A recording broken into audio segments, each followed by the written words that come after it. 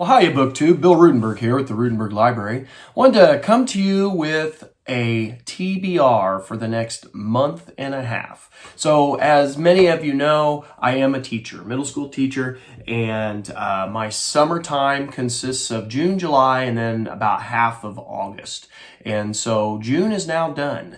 I do plan on getting a June wrap-up to you very, very soon. I have one book I'm trying to finish up before I do that, but I will have a June wrap-up coming. I also have a book haul coming, or a mail haul that I'm going to present to you. I didn't get the second book that I ordered in the mail today, so it'll probably be next week when I do that. But anyway, long story short, this right here is your July and into August, half of August, just the end of my teacher summer TBR. And so I wanted to show you what I am finishing up, because some of these I've actually started and I've been kind of just, taking little bits and pieces here and there. So I've started a couple of these, and then the rest of them are blank slates for me. I'm going to get them going. So anyway, without further ado, this is what I have planned for July and August. My first book, and this one I am almost done with. Gone with the Wind. Many of you know I've been reading on this for quite a while. I am under 200 pages now. I'm 839 pages in. I am to the last part 5. And I should be finishing this up in the next, I would say 3 days. That's what I'm going to shoot for. And then at that point, I'll do my June TBR, because I'm going to include it with my June stack of books that I finished. But anyway, I'm going to finish Gone with the Wind. That was one that I had wanted to for several years, wanted to read, and I finally started doing it. And I'm very glad that I got it started. There's some, I like the book, but there's a lot of things I don't like about the book. And I probably will do some review videos on that, and so stay tuned for that. But anyway, some other stuff that I am planning on reading for the month of July, and this is another one that I've started. I'm 87 pages in, but it's Bruce Catton's A Stillness at Appomattox. And, there's some readathons going on with Bruce Catton this month, and so this will actually go, perfect with that. But this is one that I found it. Where did I find this one? I have it upstairs, another copy upstairs in the upper room, but I think this is one I had on my bookshelf at school, and I saw it and I liked the cover, and I just started to read it just because it was at hand, and I really enjoyed it. I've been enjoying it. So like I said, I'm 87 pages in. It's a, let's see here.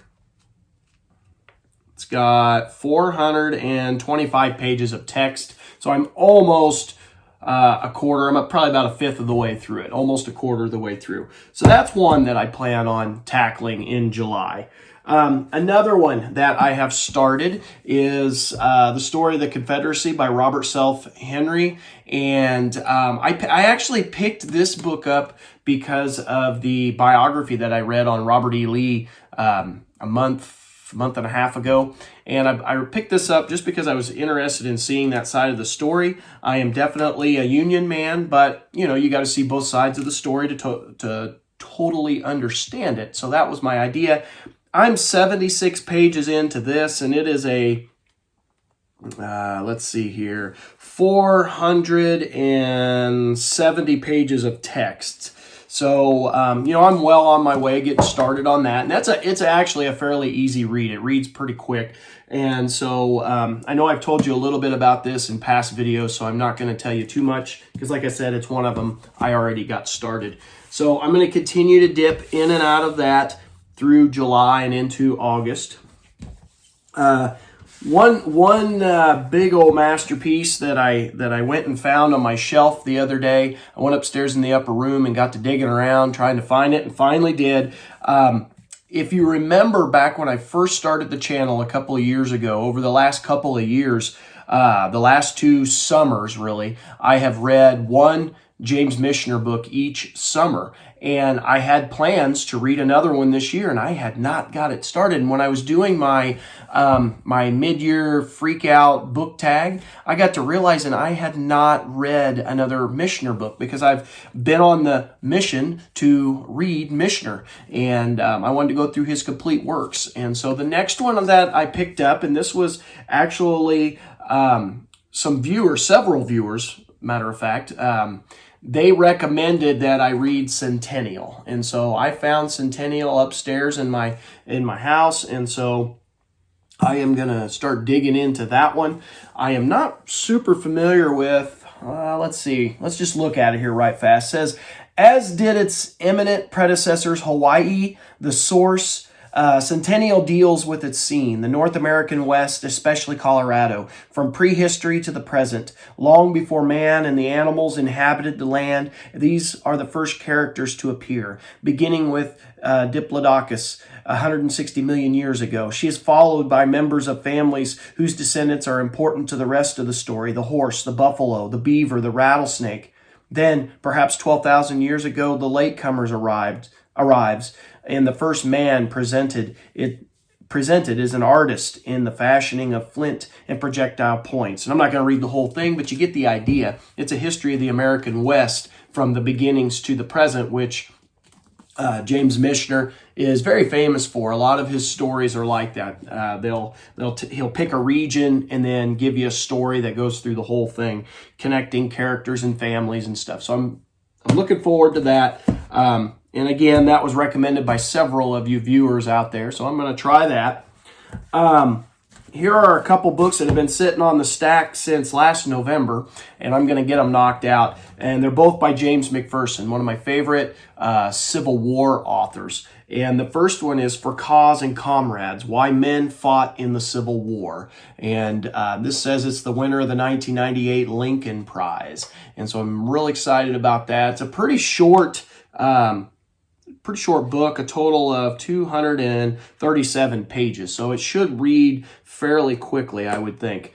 I'll read you the back cover here. It says, why did the soldiers of the Civil War, Confederate and Union, risk their lives through countless bloody battles and for 4 long, awful years? Drawing on more than 25,000 uncensored letters and nearly 250 private diaries from men on both sides, James McPherson shows that the soldiers of the Civil War remained powerfully convinced of the ideals for which they fought throughout the conflict. Motivated by duty and honor, and often by religious faith, these men wrote frequently of their firm belief in the cause for which they went to war. Principles of liberty, freedom, justice, and patriotism. For Cause and Comrades lets these soldiers tell their stories in their own words to create an account that is both deeply moving and far truer than most books on war. McPherson's masterful prose and the soldiers' words combine to create both an important book on an often overlooked aspect of our bloody Civil War and a powerfully moving account of the men who fought for it. So that should be really good. Like I said, I love James McPherson, so that'll be awesome. And the second one by McPherson is The Crossroads of Freedom, Antietam, the battle that changed the course of the Civil War. And I'm not going to read the cover on that one because obviously it's about the Battle of Antietam. So looking forward to that. That'll be another good one. And again, it's another fairly short one, total of 203 pages. So it shouldn't take me any time to get through either one of those James McPherson books. All right, so here's a book that will take me some time to get through. This is one that got mentioned earlier in the year, or maybe it was even late last year, and it's Freedom, a novel of Abraham Lincoln in the Civil War by William Safire. And this is a book that I started a long time ago, several years back, and now look at the size of this monster. It is 1,400 pages long, all right, 1,400. And I started it and put it down for whatever reason, probably got sidetracked, and I was on page 411. Now, I am not going to go back and read, at least I don't think I'm going to go back and read those 400 original pages. I'm going to see if I can pick up at page 411 where I left off and start reading and see if everything kind of clicks for me if I remember some of this. Now, it's been a while since I've read it, but I would like to knock this monster out and knock it off of my, check it off as read. I remember it being very, very good, and the very beginning parts, the part that sticks out to me was the breaking of some of the spy rings that were going on, and getting the, when the battle plans for the Union were being passed to the Confederates through Rose Greenhow, and they talk about getting her arrested and stuff like that in here. That's the part that really sticks out. There were several other things in the book, though, and a lot of it, one of your main characters was a journalist, a female journalist, and I just remember it being really good. So I'm hoping to report back. I'm hoping I don't have to go back and reread the original 400 pages. So that'll be another big one knocked off the list. All right. Let's see here. Now, once I get done with a great big book like that, sometimes it's fun just to have a palate cleanser. And I have several of these Philip R. Craig Martha's Vineyard mystery books that Steve Donahue had sent me in the mail. Thank you again, Steve. And so I've been reading these through the month of June. I've read, I think, 3 of them in the month of June, and maybe it was 2 or 3 of them in the month of June. And so I'm going to pick up the next one, Vineyard Blues, and I'm going to read through that. I'm going to use that as a palate cleanser. These are nice because they only take you, if you have a long day of reading, you can get one done. Or if you're a slow reader like me, usually it takes me 2 days to get them done. I'll get a good chunk of it and then finish it up. They're usually about a couple hundred pages, 200 to 240 pages, somewhere in there. And, it always deals with our main character, J.W. Jackson, his family, and then some murder that happens on the vineyard. But looking forward to that palate cleanser. Another short book. So I'm going to show you a couple of classics here, because I've been trying to mix classics in every, couple months, read a classic. Now, this is one I've read before, so this will be a reread. But my daughter, who was a senior a couple of years ago, in her English class, they read Lord of the Flies by William Golding. And I wanted to read along with her. As she read it in class, I wanted to read it at home so we could have, definite discussions over everything. And lo and behold, I couldn't find my copy. I knew I had it, could not find it. Guess what? I found it. As I was looking for another book upstairs. I found that, and so I'm going to go ahead and read that. It's, 192 pages. Actually, the story is 187 pages. And I remember it being a quick read. I enjoyed it. And so I'm going to go back and revisit that and see if I like it as much as I originally did. And then the next book in this stack on my TBR is the definite classic, The Illiad by Homer. And this is a pretty old copy. I got this, I'm not even sure where I got it. I don't know if I got it from school or from the library, one or the other. But anyway, my copy is an 1898 copy, and it's a translation by William Cullen Bryant. And I am looking forward to revisiting this. I read this in high school in I think it was my great books class. We read the Illiad and the Odyssey, and it's been a long, long time. And I honestly don't remember a lot about it. So I'm going to go revisit the Illiad, and hopefully, this will make sense to me. Sometimes the older stuff like this doesn't always totally make sense. So hopefully it will. I'm hoping I'm going to enjoy that. All right. Now, these next two, it's kind of funny. I told Peg that, we had done that buddy read on the Robert E. Lee biography, by Alan Gelzo, and we were talking about our next buddy read we were going to do, which is Max Hastings' book, 1914. And we were trying to decide a time, and I originally told her, well, I'm going to need a month or two off. I need to clean up my stacks of books here before I do another buddy read. And so we were going to do that August or September. I can't remember which one, but we were going to do that. I guess since this is my July/August TBR, I probably ought to figure that out. I can't remember if we were starting in August or September. But anyway, I told her I wasn't going to do, I'm going to lay off the buddy reads. And then lo and behold, Steve Donahue, and I can't remember who he's buddy reading with, or readathon with. They're doing that Bruce Catton readathon, and I love Bruce Catton, and they are going to be doing Never Call Retreat this month, and I think they're going to do about 100 pages a week, and that should take the book, knock it down in July. And this is the third volume in his Civil War series, and I read over the last 2 years. Each year I read. 2 years ago I read volume 1, and then last year I read volume 2. Actually, I finished it up this winter. I finished it up, and so this is volume 3. So this is like perfect if this is the one he wanted to read. And so they're going to be reading this. I'm going to read along with them and enjoy their video summaries at the end of each week. So that's going to be awesome. And last, but certainly not least, this is a book I had started earlier in the year, a couple months ago. Last month, excuse me. I started it, and then I put it down because I was doing a whole bunch of other books that I needed to get done. And so I put it down, and I'm going to come back and revisit it because my friend Brian, who is one of my loyal subscribers, he's always leaving comments, and we have good discussions back and forth through email. I had said I'm going to read Grant, and he was like, "Oh, I ought to dig that out." And so he dug it out, and I asked him, "You want a buddy read?" He wasn't sure. And then he came back to me this week and said, "Hey, let's go ahead and do that buddy read. I think we can do that." And so now he's on, I think, chapter 4. I need to go back and check that. I am in chapter 3 right now, and so I'm working on doing catch-up work. And so I'm going to catch up to him, and we are going to, go chapter for chapter, not necessarily at a neck-breaking pace, but we're going to go through and we're going to read Grant. And I thoroughly enjoy Ron Chernow. He is an awesome, awesome author, biographer. I have read Washington and Alexander Hamilton before. They're just about as big as this book. Loved them. And so I was not, I didn't have any doubt. I knew I would love this book, and I am loving this book. He is such a good storyteller.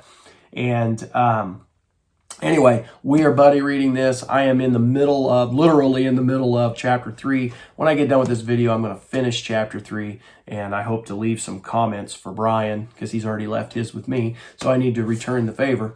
But we're going to be buddy reading this through through July and into August. So looking forward to that. So BookTube, I think that is my TBR. Those are the plans for July and into August. And I think it is probably enough. That would be 1, 2, 3, 4, 5, 6, 7, 8, 9, 10, 11. That is 12 books. And if I can get these all done before school starts around August 20th, I haven't looked at the exact date. That's usually around when we start, around August 20th. If I can get those done in the next month and a half before then, that will give me a total of 23 books for the summer. My goal was to get 20 of them done. Now, what's big about this goal is I've had lots of big books on the list to get read. So I'm pretty pumped about that. And my reading should pick up in these next few weeks because I've been umpiring baseball games here in our local hometown here. Baseball's done. And I have been helping out preaching in a couple of the churches. Tomorrow's my last day that I have scheduled anyway. Done with that. I've been doing this last week. I didn't get hardly any reading done because I've been roofing a house. And so Monday, Tuesday, Wednesday, Thursday, I didn't get hardly anything read. But the roof is on the house, and we're done with that. So all of my big jobs for the summer that I am aware of are done. So I should have a good reading month here in July, I hope. So anyway, stay tuned to how I do if I get it done.